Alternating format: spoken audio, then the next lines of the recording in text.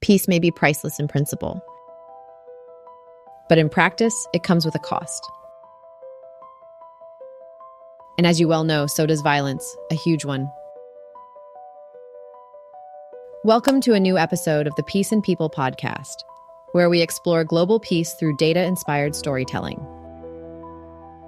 In the previous episode, we delved into what peace means today and how data plays a vital role in peace building. In this episode, we engage the economics and diplomacy of peace. According to the 2024 Global Peace Index, the world spent a staggering $19 trillion dealing with the consequences of violence. That includes war, terrorism, gender-based violence, incarceration, and even self-inflicted harm.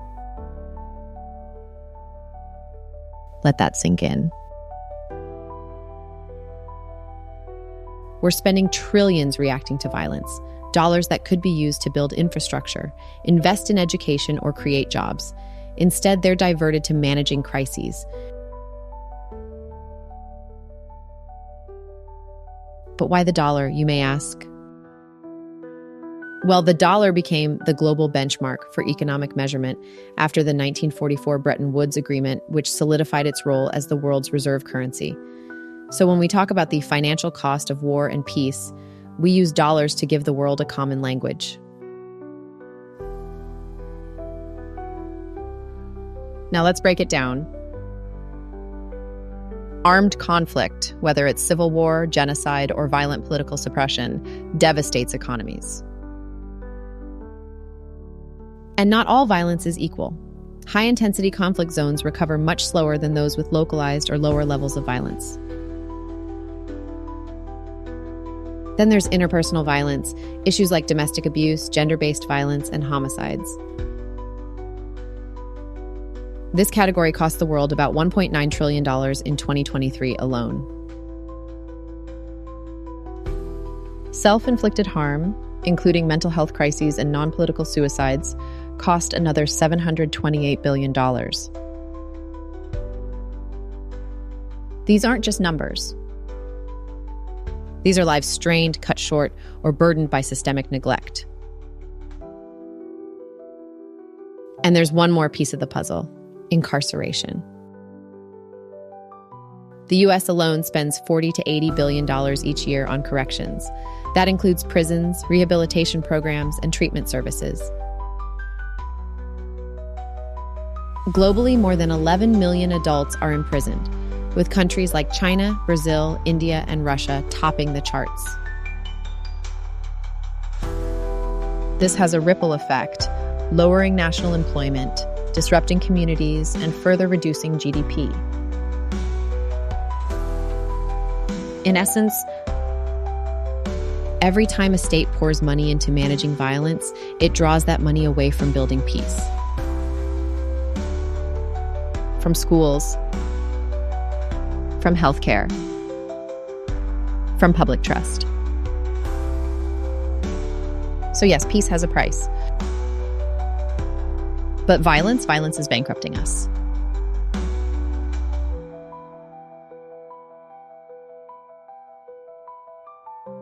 And that brings us to a deeper, thornier question.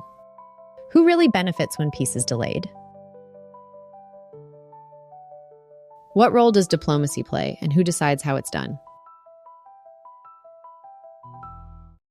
Let's talk about that next.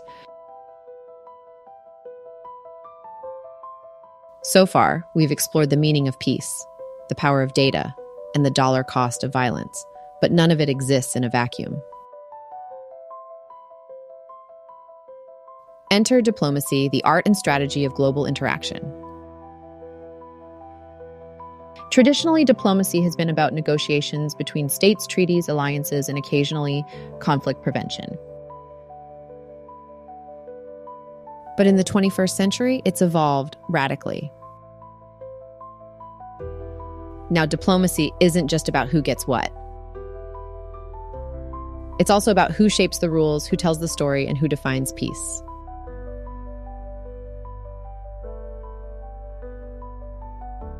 Let's unpack that. The rise of China, the perceived decline of U.S. global dominance, and global challenges like climate change, pandemics, and artificial intelligence have reshaped how nations relate to one another. We're now witnessing a diplomacy that's not just about foreign affairs, it's about everything: tech, health, energy, environment, AI. And that's both exciting and dangerous. Because alongside cooperation, we're also seeing the weaponization of diplomacy. Foreign policy is increasingly driven by national interests, sometimes masked in the language of peacemaking. Take the Middle East, for instance.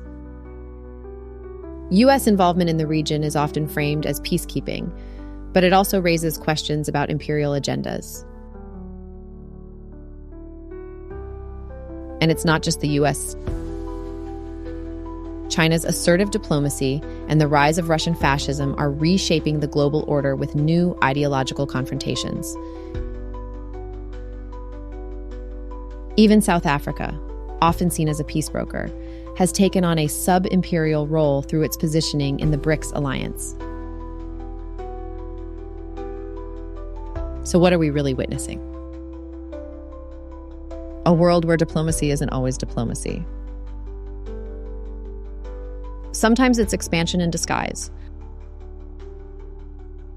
Sometimes it's intervention cloaked as peace.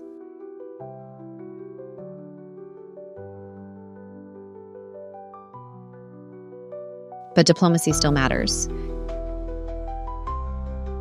Because when done right, with transparency, equity, and data-driven policy, it can lead to real peace building. Not peace imposed, but peace negotiated.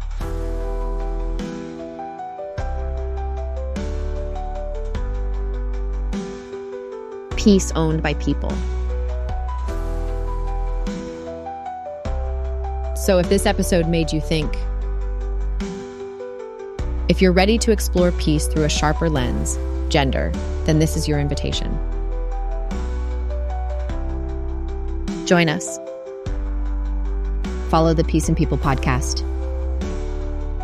Like, subscribe, share, and listen with someone next time. Because peace isn't a destination. It's action sparked by conversation. And we're just getting started.